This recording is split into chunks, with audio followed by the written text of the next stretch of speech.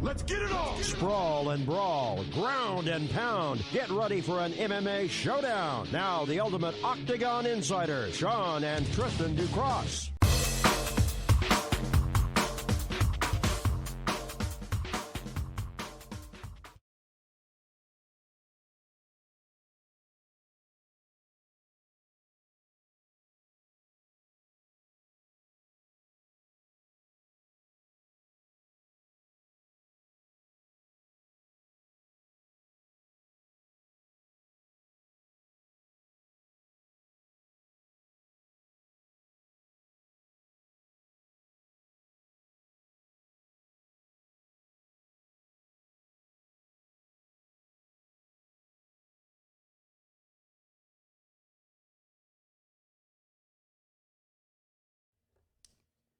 Should have probably hit that. So we are the Ducross Brothers Sports Warriors. I'm Tristan Ducross. As always, we are the Ducross Brothers, the Sports Warriors. We cross that line every Wednesday. We got a stacked show from top to bottom. We got professional wrestling. Triller happened over the weekend and ruffled some people's feathers, but don't worry about it. We got it covered here. In the meantime, NXT 2.0 is where we're going to start off. NXT 2.0. Let that sink in for a minute. And one reason why I say that is because NXT was kind of a hot commodity among professional wrestling fans, right? Wouldn't you say? Yeah, when it came to your topic in the last couple weeks or so, it's always been about what is the NXT 2.0 going to look like. And I really do not like the fact that they're calling this NXT 2.0 right now. I really don't. Why can't you just keep it NXT?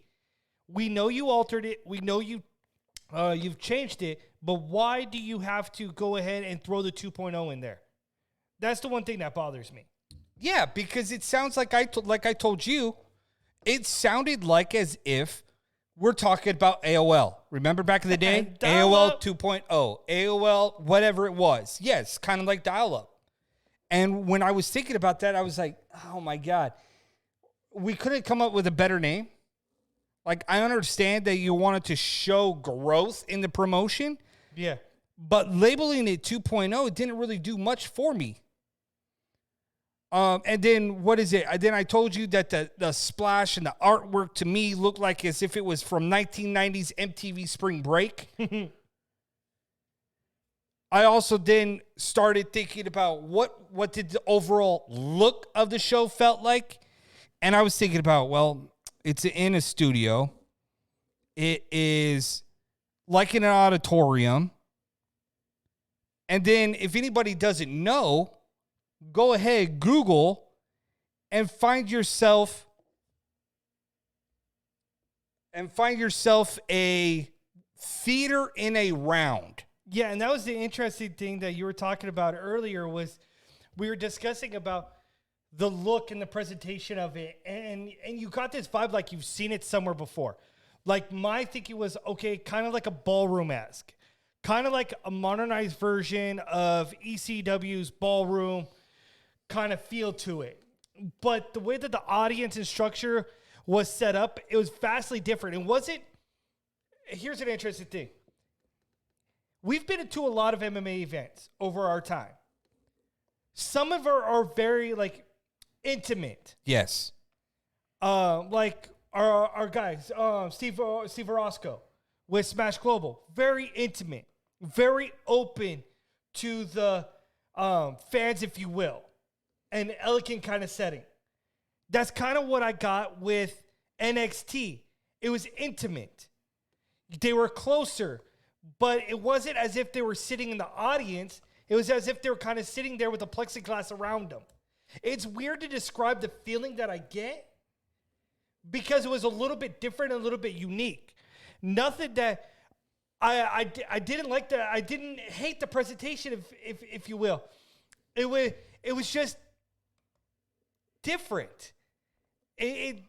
I'll have to watch it again to kind of gauge what I'm really feeling about it. I don't understand the tie-dye reference into this because that's like throwback to the 1980s. type of look, an MTV type of vibe. Man, I wish I could put it a little bit more in perspective. I just can't figure out the overall ambiance of it outside of what you had referenced earlier. Because that's what it looked like. This is what it looks like. This is the new NXT. Right here. So there's plexiglass around. The fans are more in a studio setting. It's brighter. I like that. It's a little bit smaller scale of a SmackDown and Raw entrance. So that's different in itself. Let's see if I can pull up the other image and then I can reference what else I'm talking about. So I mentioned the theater in the round. That's right here. So see kind of how the people are centered around the artist or what was going to be displayed in there. Kind of along the similar lines of what WWE is doing right now for NXT. The only thing relatively different is that it's more squared off than circled. And then you have an entrance way to come down for the fans. So that's what's a little bit different. And that's what's a little bit unique about what they elected to do for the show.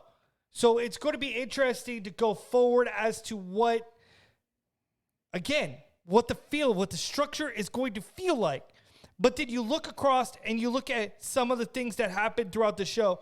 One of them was Braun Breaker. And Braun Breaker is a guy that around the circle is known as none other than, I don't know, Rick Steiner's son, Bronson? Yes. And the nephew of Scott Steiner. And yet, here we are with Braun Breaker. And that's one thing is like, I don't get why the WWE has to alter names so drastically, like as if the fans don't know who they already are. Like we know who he is. We know who his family is. And when you see this image, my God, you'll know exactly who he is. He looks like his uncle. He looks like Scott Steiner when Scott Steiner and Rick Steiner were just breaking in. He does not look like his dad, Rick Steiner, at all. Yeah, he resembles more of his uncle. And then when I was telling you about when he was cutting his promo, bro, give him long hair. Give him long black hair like his uncle, Scotty, when Scotty first came in. And then tell me he don't look like Scotty. Look at this. That's Braun Breaker. Originally, he dropped on his social media that he was going to be Rex Steiner. And I was super stoked about that. Name. Right. I was super stoked about that name. I was like, you go with Rex Steiner? I was like, hell yeah. Because we know the Steiner brothers, do we not? Of course, anybody in the wrestling world knows who that is. But you call him Braun Breaker. Hopefully it grows on me. I really do. Hopefully. No guarantees. He'll probably end up being altered again at some point because he'll realize how ridiculous that name is. Dude, but they did that with Wyndham. They did that with who is it? Mr. Perfect's son. Oh, Axel. Yes. They did that with him. They did it with Bull Buchanan's son. They did it with Von Wagner? Yeah, Von Wagner, a.k.a. Cal Bloom. Yep. If I'm Bloom, I'm looking like, why did you just do that to my son? Like, all these names were, in my eyes, just weird and random. Like, that's what I think when I'm looking at these names. That you could have you're talking about building stars and you're talking about building their slogan now in NXT 2.0 is that they're building the future stars of tomorrow. Or the intro song that I was showing you it's I don't like Wale, so I just don't care about his music. I don't care about the entrance. About not selling out, and yet you just sold out. It's what they do. They grab onto an artist and they just get free music, and that's what they're going to do. But it's going to be interesting to see where this goes. You also had an issue. One of your other issues was Mandy Rose because of her debut of her being in all black and brown hair. And you and I immediately discussed about that because we actually agreed on one thing is that how do you go from a week ago getting her face smashed in to coming back with a whole new look and no face guard, but yet Sheamus on the WWE side is still wearing his mask? Yes. Makes no sense. So you got one guy that's still selling and a girl that's not selling. Why? Because she's prettier than Sheamus? So they can't keep her face covered? Is that the whole thing? I wish that would be the whole thing, because then at least you can't sell an injury because she's too beautiful, so we're just going to go with take off the mask. Right. I guess maybe that'll make some sense and logic behind it. I mean, don't get me wrong. She looks better as a brunette than a blonde. Just saying. Yes, I agree. She had a new attitude, a new swagger to her. I mean, I guess when you have Gigi and the other girl, I mean, you got to have a different attitude. You have to be different. But Sean, but I still get the Absolution vibe from them. I was just going to say that. That's the more what they're recreating, it just there's no way around it. That's what I get from it. That's what I get from it too. But that was one of the standout matches of the evening. Was that one? Look, I posted to somebody that was posting about that group, and I said Mandy Rose is Paige, Gigi is Sonya, and then you got the other girl who is Mandy Rose. So essentially, it is Absolution. Yeah. Just regurgitate it. But that's what they do. They regurgitate stuff and hope that from one week to the next, we don't remember. And that's the thing that I was telling you that it drives me nuts is that when you look at WWE, they think that we're just naive and don't remember who. We'll see if anybody remembers at the end of this conversation about what's going on in NXT 2.0, because WWE Raw will get to a little bit later, and we had issues with that as well, because we only had one highlight from WWE Raw, and then I brought up, and you did too, about a backstage promo. And again, hot topic on Twitter. Go ahead, look at our Twitter feed at the ducrossbros, and you can see the conversation because it was a hot topic. It really was. And the fact that a lot of people can't seem to remember about what it means to be a wrestling fan for more than 30 years. So, more with the Ducross brothers. Right after this, we got AEW Dynamite. And tonight's AEW Dynamite was a hell of a lot better than last week. 100%. Yes. It's story time with Adam Cole, baby. More with the Ducross brothers, as it'll be story time in the Warriors Den with your boys, Sean and Tristan Ducross. We'll be right back after this.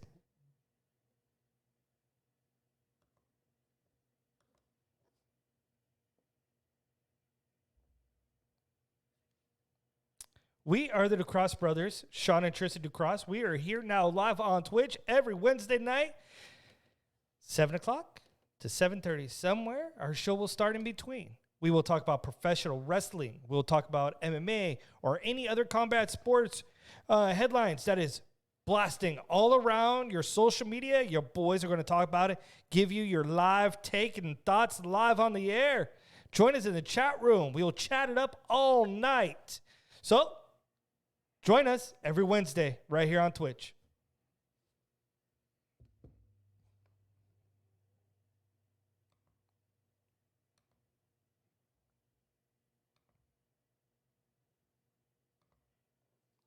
Sean and Tristan Ducross here. Wow, I almost botched my own name.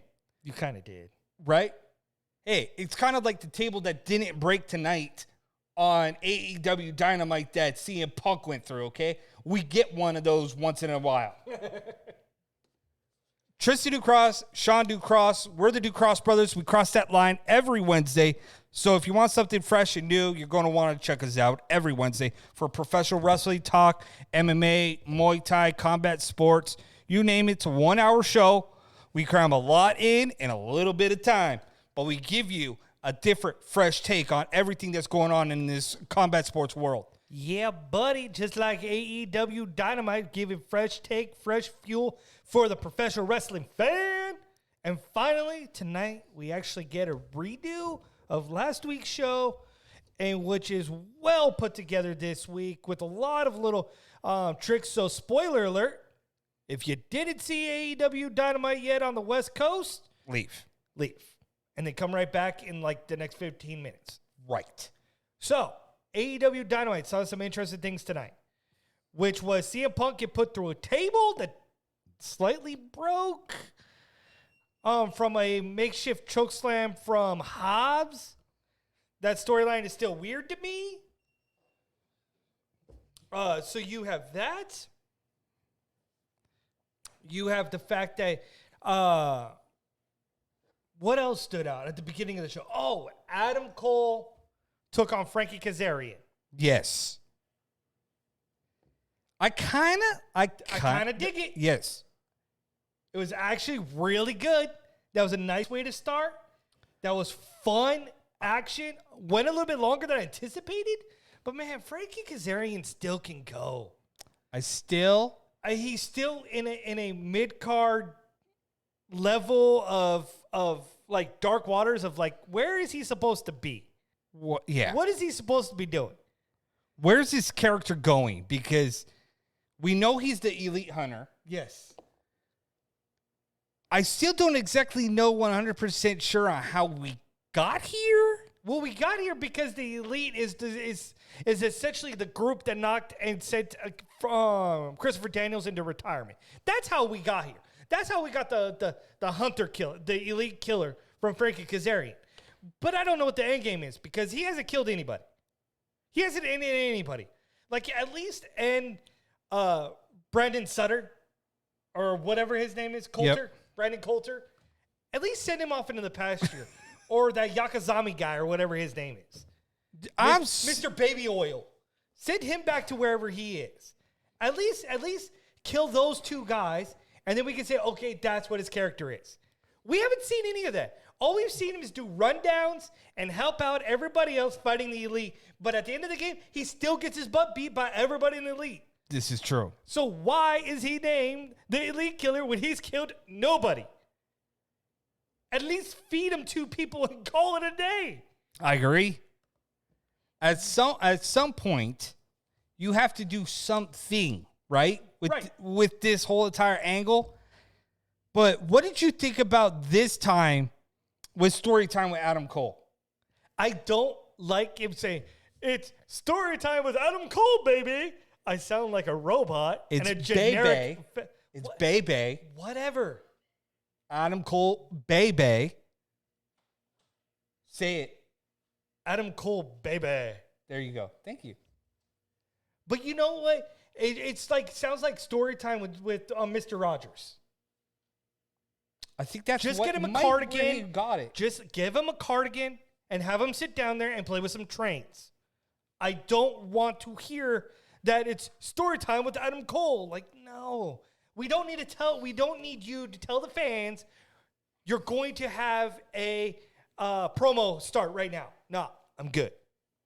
Hard pass. I feel like somebody should play this. See if it comes across. Yep. That's what I feel like somebody needs to do when you're doing story time with Adam Cole, baby. See? Again, cue up Mr. Rogers. Can't help it. Somebody's at the door, and it's Adam Cole. See, I thought that his more aggressive tone in NXT of straight in your face promos, dude, they're fire. Nobody in NXT can touch him on the mic. But I get that there's an indie feel to it of him bringing whatever it is that he did on the indie scenes. Because Right. I didn't know too much about Adam Cole prior to NXT. Right, like I told you, I was like, his whole entire shtick on the indie scene for a long time was story time with Adam Cole. So I filled you in because you were like, why does he keep saying that? Well, that's what his whole entire shtick was on the thing. My issue with the Elite is exactly kind of what you just touched on. We're used to seeing this guy that is ruthless and a badass in NXT, and now he's this soft, corny guy in AEW. I will contribute that too because, well, what is the Elite? They're a bunch of comedians. They're a bunch of jokers. They hardly take anything seriously. What did we see Adam Cole do in the fight against Kazarian? What did he do in the corner? Oh, the mocking of Shawn Michaels. Why? Any shot they're going to take. You said in a press conference, Adam Cole said that he has nothing but respect for the 4 years that he spent in WWE and how much he cared for those guys that helped him. Why did you just do that? And maybe on national television? Maybe that's just him playing an homage to Shawn Michaels because that was a good thing that he had with Triple H, Shawn Michaels, Road Dogg, everybody down in NXT. I don't buy it because when you look at the history of the Elite, how many times do they take shots at WWE or indirect shots at WWE? True. So when I look at this, I was like, oh, I forgot he's an Elite guy, and that's the only thing they know how to do is give pot shots across the bow to somebody. I'm over it. You've been in AEW. AEW's been around for now 2 years, right? 2 years? Stop. But now we're going to see the return of the Super Click at Young Bucks at AEW Grand Slam in New York City. And it's funny that you bring that up about how they don't tend to take anything really seriously, considering that's exactly what Brian Danielson, the American Dragon, had basically to say against Kenny Omega in the promo at the end of the evening, which was basically, hey, so you're a carny piece of you-know-what to Don Callis, and you've lost your balls to Kenny Omega. He's not wrong. He's not wrong. But to hear those verbiages being thrown by Bryan Danielson for a guy who you wouldn't think would come from that. For him to say that you're a carny piece of what? Like, I believed him saying it. It was hard for me to process what I just heard Bryan Danielson say because of Brian. That whole promo was intense. Right. Between Bryan Danielson and the Carney, you know what? That was probably the most intense promo that I have ever seen Bryan Danielson get involved in and not hold back, not be afraid of saying something on the mic. I'm going to respond exactly how I'm going to respond to you in real life. If you talk to me like that, this is how I'm going to talk back to you. Right. And bravo for Bryan Danielson for doing that. It's just really, really strange to hear him on an open mic say what he wants to say. Yep.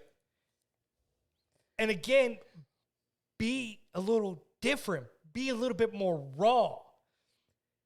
I'm more intrigued to see what his wrestling style is going to be in AEW. Okay, is he going to be, like I said a couple weeks ago, is he going to be more of that mat wrestler, that grimy guy, that mixed martial art type of grappler? Here's a question that I pose to you. Who's going to have a better career in AEW, Bryan Danielson or Cole? As long as Cole is with the Elite, Bryan Danielson. You could also throw into that, it's like I heard somebody, I think it was maybe on TikTok or somewhere in the universe of professional wrestling. I heard somebody, Tristan, that said that was Bryan Danielson's debut and Cole's debut overshadowing CM Punk and this, that, and the other? I kind of say yes. Did you hear the pop? Yeah, but it wasn't like CM Punk's pop. So how could it be overshadowed? Pop. And that was my thinking. But at the same time, they should have let the debuts breathe a little bit. Not slam them all in one. Right. I get why they did it. Well, but we already knew Bryan Danielson was coming. Right. You could have held off on Adam Cole till the following night. Right. Like how good would have this been if you're the booking god, okay? You have debut. Bryan Danielson debut. I think I know exactly where you're going with this. Against Kenny Omega. Okay, you have him do that whole debut thing at All Out, right? You hold off Adam Cole. Then you get to AEW Grand Slam that's coming up next week. You get that out on Rampage, and then you get the battle between Kenny Omega and Bryan Danielson. Oh my God, not for the title, but you just get it. Oh my God. And then guess what? Boom! Adam Cole, baby! Comes down to save the day. Super kicks Bryan Danielson. Sets up another feud for Bryan Danielson to go off and do what he needs to do to establish himself in AEW, while whoever else wants to engage with Kenny Omega. And then you build up Bryan Danielson to compete against Kenny Omega. Instead, now you have Adam Cole, Christian Cage, Jurassic Express, Young Bucks, all wrapped in a nice and neat little bow. And I would have thought that something would have come out better.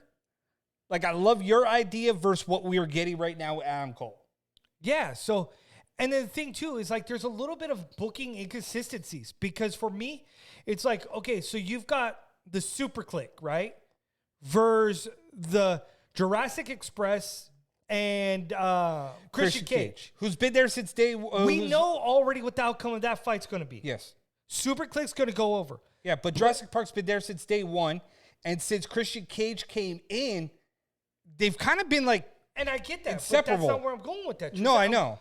It's just that these things are predetermined by an eye that anybody could see. I bet you 10 to 1. If I throw Fallon in front of the TV and said, okay, can you tell me what's going to happen next week? I bet you 10 to 1 she can tell you what's going to happen next week. The writing's on the wall. Don't know about exactly that. Yes, anybody could. Anybody can. So I want to test that theory next week. But I wouldn't put, it's like you're going to put the Super Click over Jurassic Express. I'm tired of seeing Jurassic Express be punching bags for everybody. For the elite. They should be at the top of the food chain right now. They get pushed, and they get pushed, and then they get stepped on. And that's the thing, too. Is like, so to me, you've got Jurassic Express in the tag team division who fought the Lucha Brothers hard, fought them for an opportunity at getting the title. And granted, they lost, yeah. Right? But now it's essentially they dropped down the food chain because then tonight you had the Gun Club explain why they attacked Big Show because they felt disrespected. Well, finally we get something after we were expecting something to happen with the Big Show angle. But now to me, you're putting the Gun Club up above Jurassic Express. Again, I get you're talking about wins and losses, right? Yes. And wins and losses mean everything in the sports world, does it not? Yeah. You got, in the NFL, you jostling for that number one spot. In Major League Baseball, you're that number one spot. So I get why you would put the Gun Club ahead of Jurassic Express. If you're if you're talking about professional wrestling, Sean, your heart and your thought process, bro, is fantastic. Again, AEW's knowledge. Writing's on the wall. The writing's on the wall. Want to know why? Records mean. No. Want to know why? That's the theme with AEW. Everything's written right there in black and white for you to move forward. The Gun Club it put themselves ahead of Jurassic Express, not necessarily because of who they are, but they got put ahead of them because, Tristan, what is the AEW tag team division missing with the Lucha Brothers being at the top of the food chain? Go. Go. Heel team? Attaboy! Because they beat the Young Bucks. So outside of everybody else that's in there, who is the heel team? But Devil's Advocate. Who's the heel team? Right? I understand. Again, I get you. But what they're trying to sell you on, according to the Gun Club's promo, is that the Gun Club, as a trios, is undefeated. Billy and Austin are undefeated. Billy and Colton are undefeated. Colt and Austin are undefeated. Yeah. So it doesn't matter where you plug and play, they're undefeated. Yes, but they're so heels why now. are they? Yes, I understand that. But the way that they explained it, right, was that way. Correct. But they explained that way because they're heels now. Yes. And AEW needs a heel tag team to try to They're go after the only ones the Lucha that Brothers. still bleed your heels and your good guys. Right. And it's weird because when I hear the heels come out, the fans immediately know, you guys suck. I'm booing the hell out of you to no end. Not always. Not unless you're the elite. The elite are completely different. They're like what we would classify in the industry as tweeners. They're half in, half out. That's exactly what they are. But no, most of the heels, Sean, come out and get booed. Get ran literally right out of the building. MJF is a prime example. That guy, oh my God. I hate him. He's the biggest douchebag on the planet. The fact that Dad wants him to just shut up. He's like Conor McGregor. Yeah. Okay. Okay. So talk to him. I'm gonna move on from the tag team thing because now you got me on to MJF. Whoo. Douchebag. Douchebag. This guy, the fact that he had to come out and apologize for his verbiage that he used last week. But he didn't. And then he's still like, oh my God, dude, you're a dick. Like, you don't care. That's the reaction. Yes. And he's trying to get. He's the first heel guy legitimately that's in the wrestling business. I like, bro. Like last week, what did he say? Go ahead, Cincinnati. You want to jump over the fence and beat me? Yes. Yes, I do. I want to be that guy to jump over the fence. Dude, I swear to God, if he called out my mom and called him Methany, dude, I don't care who you are. Ain't nobody standing in front of me that's going to prevent me from ripping your head off. But you know what was interesting? So he pulled a shtick from Randy Orton. Yeah. You should find that clip, and we should try to put it on TikTok. Okay. So, and we'll talk. If you're not following us on TikTok, you should, because we're going to start posting a little bit more there too. So when you switch it over and you look at another incident that we'll talk about later on Raw, MJF stole a promo from WWE. Tristan. Yep. The promo in which he stole from was when Randy Orton stood in the middle of that in that squared circle with Rey Mysterio Jr. and said, "What are you going to do?" Oh man, I can't believe I remember this. Ooh, when he said, "What are you going to do?" Ask Eddie for help. Eddie's up there. Remember that? Yep. When Eddie died? And then you've got tonight when MJ says, hold on, let me talk to Pillman. I'm still a little bit religious. Let me talk to Pillman. And then he goes, oh, wait, he's down there. Like, dude, that was cold-blooded. That was savagery. And the fact that, I told you last week, like, Pillman Jr. may not be good on the mic, but that kid is just as good, maybe not on the level of his dad, but he's really good. He's underrated in that ring. And what he did at MLW, like if you haven't seen his work, go look what he did in MLW. Sean. The kid is legit. Brian Pillman. One issue with the kid. Do you remember on night one? Cut the mullet?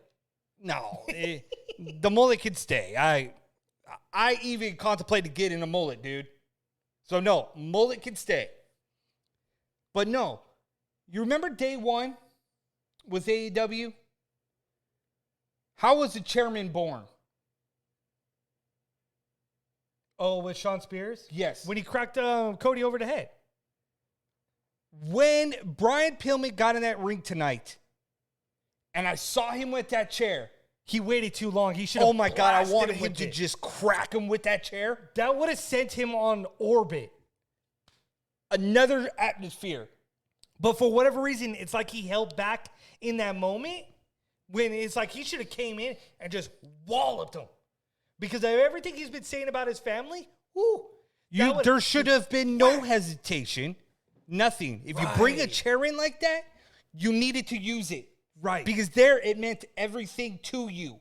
Here's a man that has disrespected your name, your family, your sister, your city, and you stand there like a little kid with a chair in your hand, unsure about what you're about to do or what you're about to get into. That's like a bully taking somebody's candy and you just standing there and go, here you go. So again, the writing to me is on the wall, Tristan. Because now you're going to look at it and be like, okay, so we've got Pillman Jr. versus MJF at the Grand Slam next week, right? But what's the end game? MJF's going to go over Pillman Jr. Fact.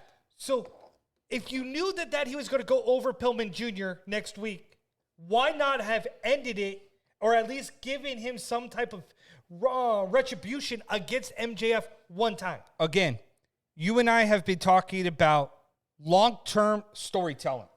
And if you're going to do AEW has done most of it right. yes.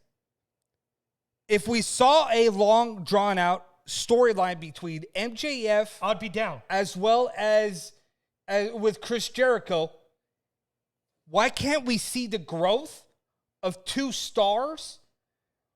MJF is on an upward trajectory like no other, right? 'cause But you can bring Brian Pillman Jr. with him. Okay, putting on my booking hat because I'm getting really good at this. Putting on my booking hat. Okay, ready? So last week in Cincinnati, Brian Pillman Jr. came out with the tights with the 4 Horsemen logo. When Brian Pillman was the loose cannon, MJF is pushing and pushing and pushing and pushing Brian Pillman Jr. If this is long-term storytelling, right? Why not keep this going till Full Gear? And instead of the Varsity Blondes, because the Hollywood Blondes, Pillman and Austin. Yep. And Pillman and Austin separated the Hollywood Blondes. So wouldn't this be fitting that if this elevates Pillman Jr., and now he separates from the Varsity Blondes, and because he's being pushed to a whole nother level that he's not built for. What happens if he takes the psyche of his dad? I've been chomping at the bit since I've seen Pillman wrestle and him doing the high-flying Brian Pillman shtick. Right. I would love to see the loose cannon that MJF keeps poking him and poking him and poking him until the point where he starts doubting himself, where he starts believing what MJF is telling the world about Brian Pillman. And then all of a sudden, there you go. Easy flipping the gear. You get the loose cannon. Another Pillman. version of it may not to be the extent because we all know that was Brian Pillman. But maybe he does have that. Maybe there's a way to bring that into Pillman Jr. Get him away from now the Varsity Blondes as a tag team. I like that thought. Get him onto this trajectory because he has the physique. He has he has the skill set exactly like his father did. You don't want to get your stars. Oh, I love long-term storytelling. You don't want to get your little guys buried with the big names coming in. You can still build. These two would still be on the marquee. Right. So even though you're talking about Bryan Danielson, Adam Cole, the Elite, all these guys, MJF, Brian Pillman, in a long-term storyline. Right. elevation. To a pay-per-view? Guys, I'm telling you right now, the possibilities with Brian Pillman Jr. about the direction you could take this. I told you I was excited about it the other night. I'm on board. I told you that last week. Like, don't mess it up, AEW. Like, I was excited about this. I was excited about this feud. Like, out of all the feuds MJF could have gone into, they picked Pillman Jr. This is the one feud I'm stoked to see because the possibilities of it. If it's not one and done, don't make it one and done. Don't waste it. Right. I hope they don't waste it because there's so much gold here. Right. I really hope it's not one and done because there's gold and money written on this. And the fans will get behind it. I can guarantee you it. Professional wrestling fans will get behind this. My booking hat's fitting pretty good tonight. Oh, I love that. You're welcome. Good job. I'm telling you. Like, you know when I had my crystal ball going for MMA and stuff like that when we did commentary? Yeah, my crystal ball I'm happy you're paying attention. My crystal ball's shining up real nice for professional wrestling, folks. I'm happy you're paying attention. God, I'm getting so good. It's scary. I'm happy with it. Absolutely amazing. Good job. Little brother, stepping up. I'm amazing. I'm amazing. Don't join MJF, Sean. Don't be a douche. I'm a savage. I got this. Don't be a douche. I got this. Don't channel your MJF. Somebody's got to be the heel in the group. Yeah, that's clearly you. You are definitely the heel in the group. That is perfectly fine. No, God! No, God, please, no! No! No! No!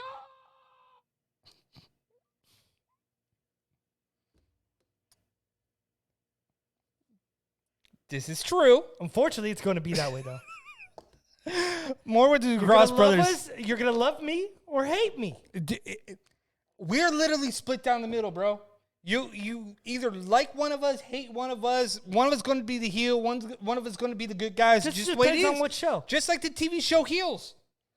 One brother is the bad guy. One brother is the good guy. We could be tweeners.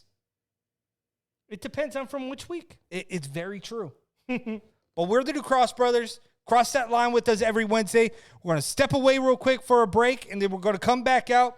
We got Triller Fight Club Legends 2. Why did I just giggle in saying that? Holyfield, Tito Ortiz. Yeah. About that. More with the New Cross Brothers right after this. Sit tight, guys.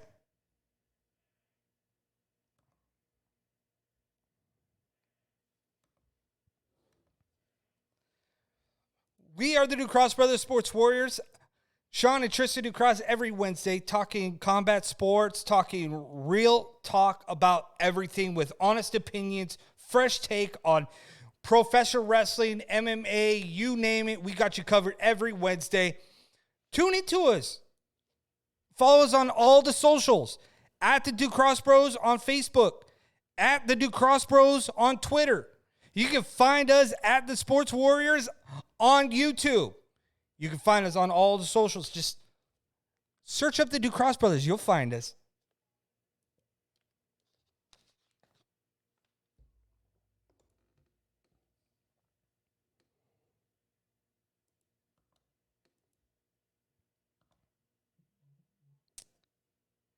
Hello, everybody. I am Tristan Ducross, and this is my brother, Sean Ducross. We are the Ducross Brothers. We cross that line every Wednesday. We're the Sports Warriors right here in the Warriors Den. Thank you for everybody tuning in to us tonight. Shout out to our sponsors. I love Auntie. I got to get better at that. This is only the fourth show back in the swing of things. So the rust is coming off. It's just still a little bit there. I love Auntie.com for all your CBD needs, from the rubs to the oils to the gummies. They got you covered. Just use promo code TheDucrossBros and you'll save 10% on all your purchases. In the meantime, hit that follow button, hit that subscribe button, follow us so you stay up to date with this show. In the meantime, Triller, dude, I'm going to keep calling you guys out until you hear us. You guys, stop being a comedy act, or what many people are referring to you on the social circle is a circus. We could do a better job. Most people know we could do a better job than half the people that you have on there. If you're trying to be something different and being an alternative, there's other options out there. Anderson Silva versus Tito Ortiz. Vitor Belfort versus Holyfield. How can I say this nicely without ruffling people's feathers with Holyfield and Vitor Belfort? That's where I'm going to start. I'm going to take a step back real quick. I'm going to take a deep breath here. Because when I looked at Holyfield coming into this fight, at 61 years old, if anybody saw the interview that he did with another combat show that was on Twitter, that made its rounds, it was disgusting. And I say that in that with the utmost respect for the legend of Evander Holyfield. Something that is very serious in the combat sports world or in sports in general is what, Sean?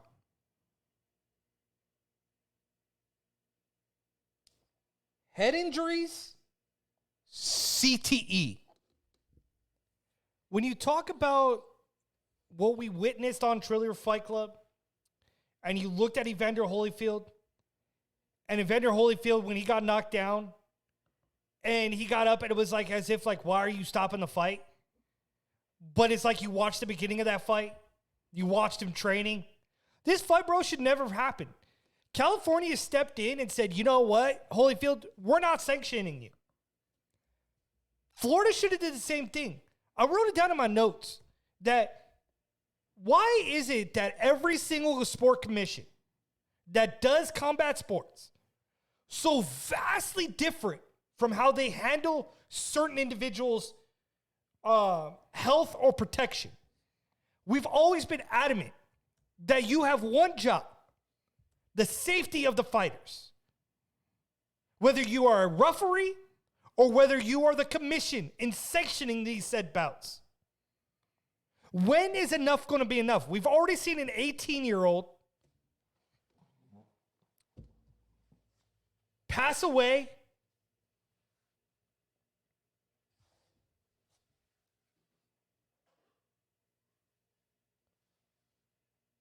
So when are we going to change with the times? How much longer are we going to go ahead and let these commissions or these athletes think better of themselves? And yes, we're getting the signal back. Don't worry about it. But when you look at everything that is across, basically Holyfield took this bout for payday.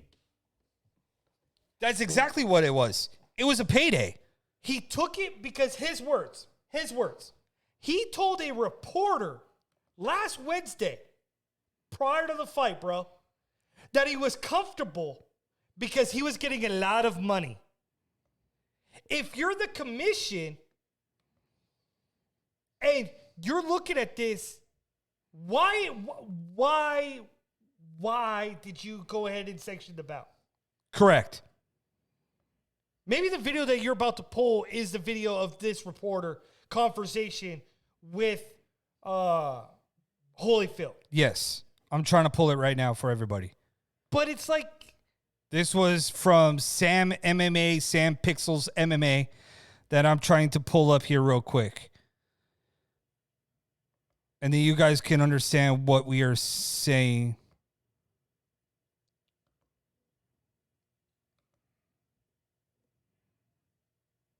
See if I can do it. It's really crazy to see the amount of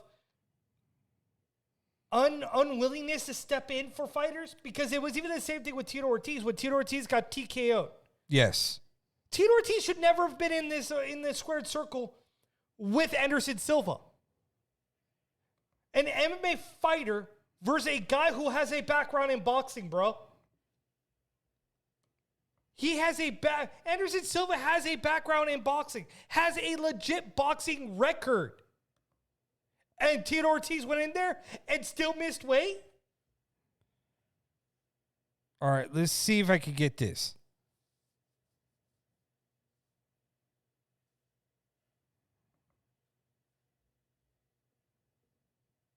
No, guys can't hear the audio.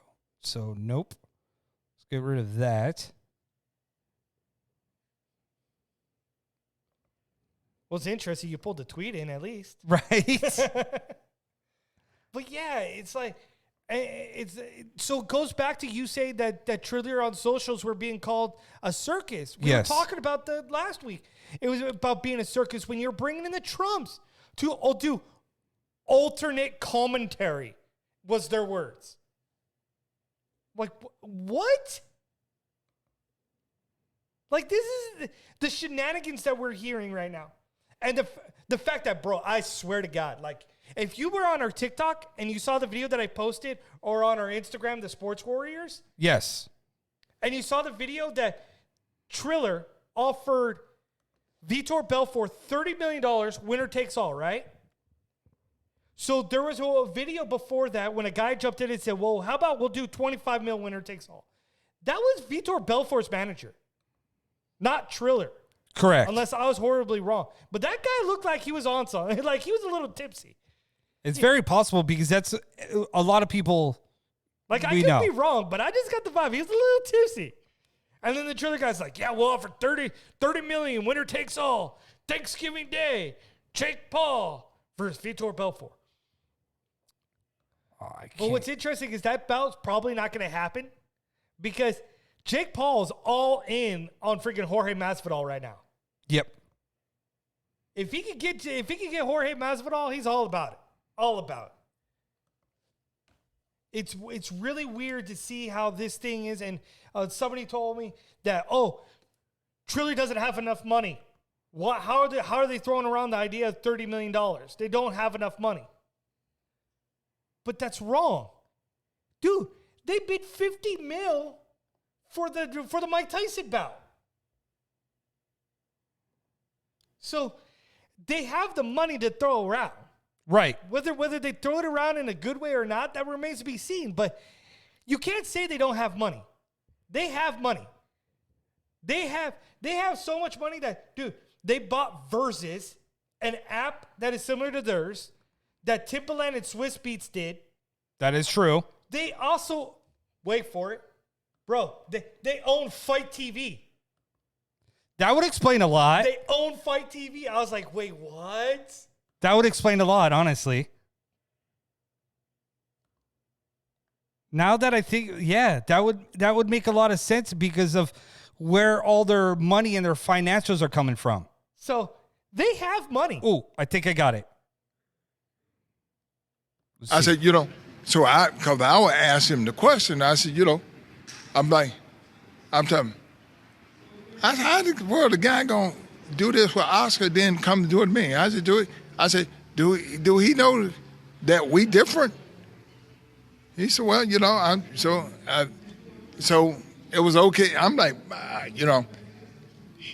he's good. Now, if I was gonna be in.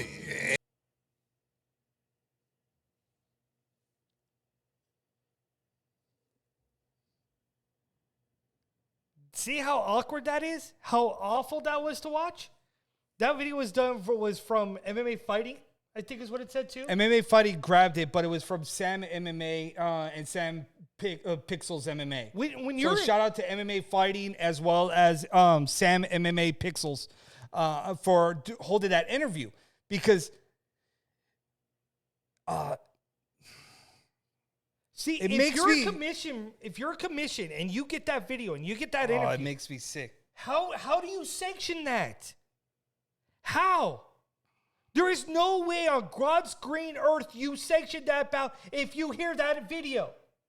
You jeopardize a man's health and well-being. Sean, the thing that makes me sick about this is the fact that, Sean, did you hear that he couldn't even grab his thought?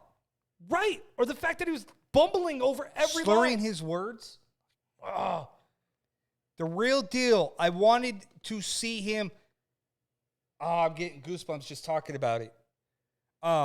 That's how disgusting and horrible this is to me. So you talk about, as we get ready here, we got 5 minutes left.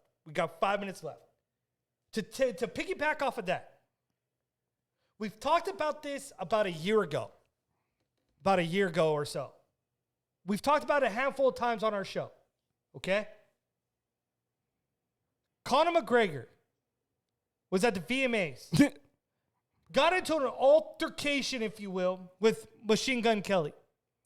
The report is that Conor McGregor got a little bit booty tickled because Machine Gun Kelly didn't want to take a photo with him and pushed him away. Or is it because Megan Fox said that she loved the jacket and she wanted to sleep with him? Or the fact that she slid into his DMs. Okay. I don't know what story is I don't know what story is true. But the bottom line is, for a guy of his caliber and an athlete of his caliber. Shut up, stay in your lane. Right. And the fact, too, is like, again, we talk about mental health. How is mental health of Conor McGregor? When is somebody going to step in?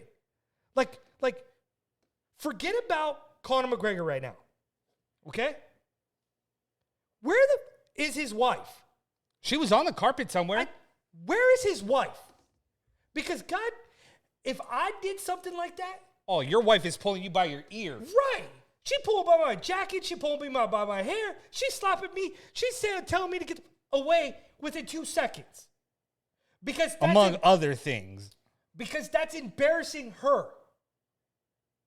So where is Conor McGregor's wife? Where is the woman in this situation to keep her man in check? Because this not only makes him look bad and pathetic, but this also makes her look incapable of controlling Conor McGregor or her husband, as well as how does that look for his 2 kids? When her 2 kids get older. When is the shenanigans of Conor McGregor going to be enough? When is it going to be enough where the woman steps up and says, you know what, stop embarrassing me? Sean, Conor McGregor, I've been okay of his whole entire stick for years, okay? I'm okay with it. But this outside BS needs to stop. There is nothing that Machine Gun Kelly is worthy of a fight for. It's Machine Gun Kelly. He is a toothpick. Who can get snapped in 2 by Conor? There's nothing beneficial to it. No. So yes, if the one story is true and he pushed you away, big deal. Move on to the next. Machine Gun Kelly ain't that big now. Now, if you went up to Eminem and said, "Hey, Eminem, can I get a photo with you?" and he pushed you away, okay, different story. But this is Machine Gun Kelly who got killed by Eminem and turned to a singer who's now claimed to fame. But now his claim to fame is because he's dating Megan Fox, which is the only thing that makes him relevant. But it's funny because what else is relevant now is that congratulations to Big E. Yeah. Now let's see them do what they need to do because they're all about entertainment, right? Because I hope to God he's not a transitional champion. I hope to God he's not a transitional champion. He deserves so much more.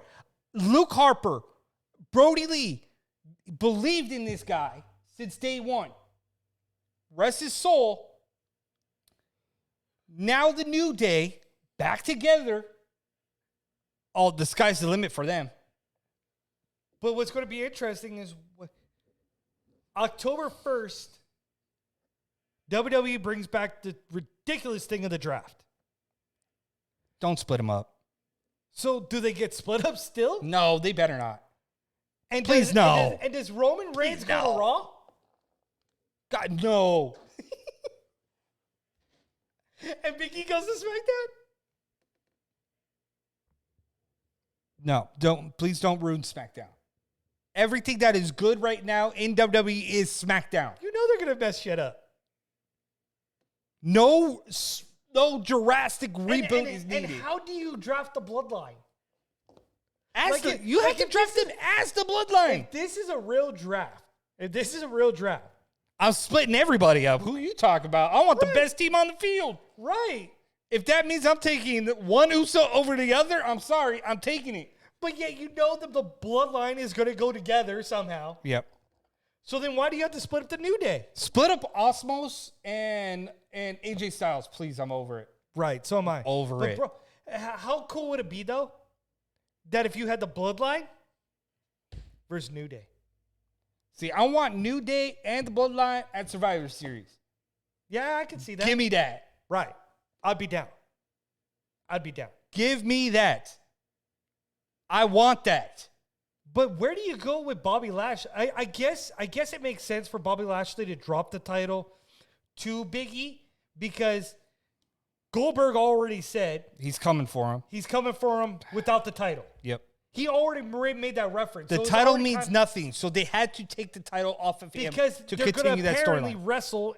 It's Saudi Saudi Arabia. Arabia. Yes.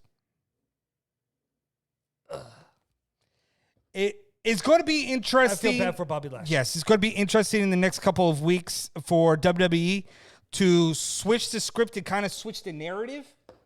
Because we see it with NXT 2.0. We'll see it with the draft that's coming up on October 1st. It's going to be different. It will be. I think you're going to see a lot of things start changing here. It's going to be good, bad, or indifferent at this point for the WWE because they need a shakeup. Big shakeup. So it's going to be interesting Especially to see. the Raw brand. Yes. And So- my God, I do not like this Becky Lynch.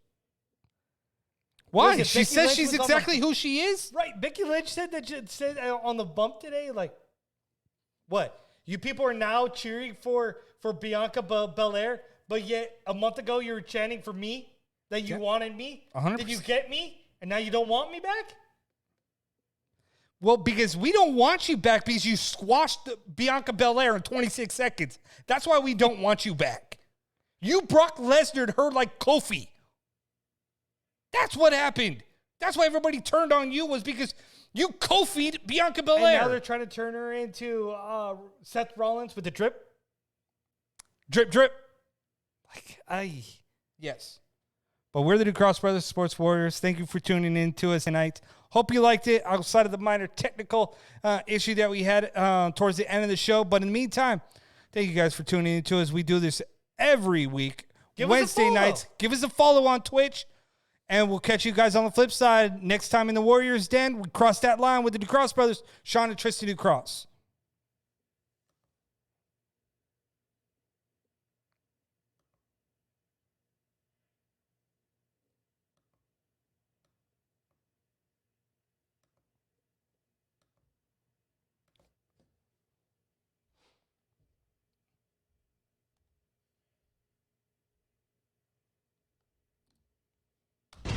Let's get it on! Sprawl and brawl, ground and pound. Get ready for an MMA showdown. Now, the ultimate Octagon Insider, Sean and Tristan Ducross.